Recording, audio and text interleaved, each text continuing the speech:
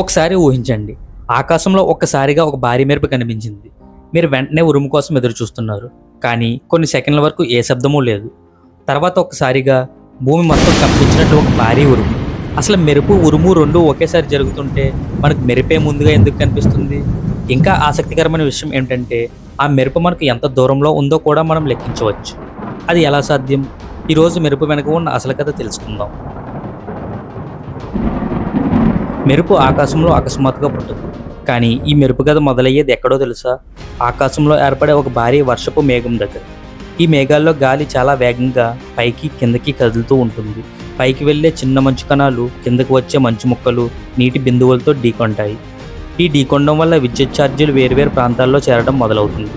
చివరికి మేఘం లోపల ఒక భారీ విద్యుత్ వలయం ఏర్పడుతుంది. ఆ ఒక్క క్షణం, ఇప్పుడు మేఘం లోపల విద్యుత్ ఛార్జ్ ఎలా ఎక్కువైందని ఊహించండి.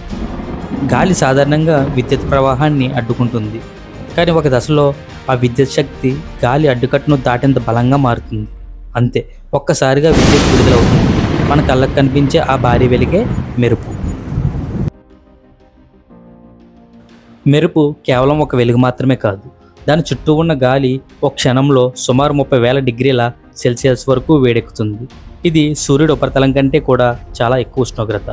ఇంత వేడి అంత వేగంగా రావడంతో గాలి ఒక్కసారిగా విపరీతంగా విస్తరిస్తుంది.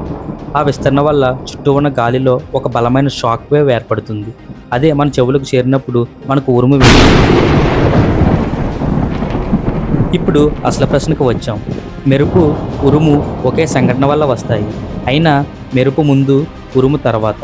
కారణం చాలా సింపుల్. కాంతి వేగం శబ్ద వేగం కంటే చాలా ఎక్కువ.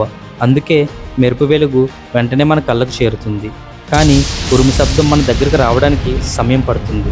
అందుకే వెలుగును ముందు చూస్తాం, శబ్దాన్ని తర్వాత వింటాం. ఈసారి మెరుపు కనిపించినప్పుడు వెంటనే సెకండ్లు లెక్క పెట్టండి.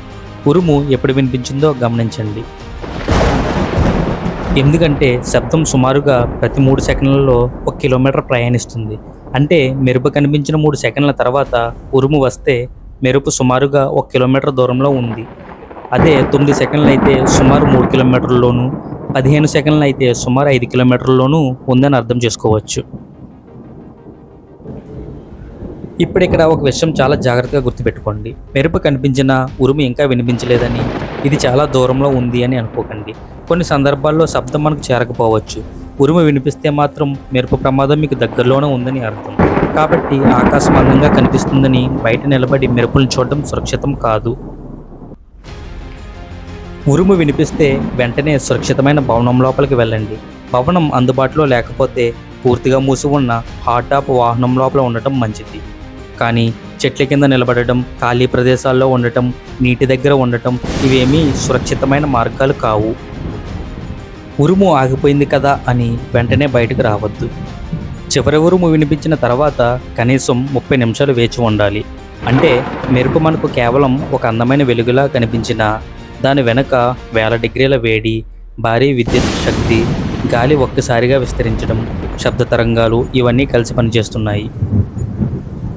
కాబట్టి ఈసారి మెరుపు కనిపించినప్పుడు కేవలం ఇందువదన కుందరదన మందగమన మధుర వచన వావ్ అని చూడకండి. ఆ ఒక్క వెలుగు వెనక ప్రకృతి ఎంత శక్తివంతమైన ప్రక్రియను నడుపుతుందో గుర్తు చేసుకోండి. మెరుపు కనిపిస్తే దూరం లెక్కించండి.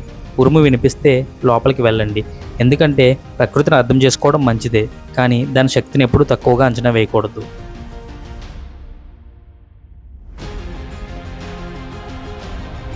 ఇది రఘు యూనివర్స్. మన చుట్టూ ప్రతిరోజు జరిగే విషయాల వెనుక దాగి ఉన్న అసలు కథను ఇంకొకసారి తెలుసుకుందాం.